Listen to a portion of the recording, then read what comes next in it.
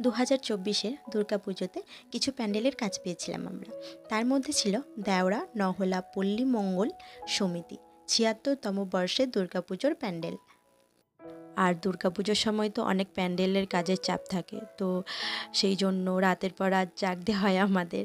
হ্যাঁ, তো কাজের মাঝেই আমরা ছোটোখাটো দুষ্টুমি করে থাকি। তো দেখো এখন সেই দুষ্টুমি চলছে। হ্যাঁ, পান পাতার বদলে শোলার কাটিং সরিয়ে শুভদৃষ্টি হচ্ছে আমাদের ক্যামেরাম্যানের সাথে। এখন আমি যে কাটিংটা করছি এই কাটিংটাকে বলে করাত কাটিং। এই করাত কাটিং খুব সহজ একটা কাটিং, খুব কম সময়ে অনেক থার্মোকল কাটা যায়। হ্যাঁ, তো প্যান্ডেলের কাজটাতে তেমন কিছুই চাপের কাজ ছিল না, খুব সহজই কিছু কাটিং আর 4-5টার মতো পেন্টিং ছিল। তো সব কিছু মিলে কেমন দেখাচ্ছে কমেন্ট করে জানিও অবশ্যই।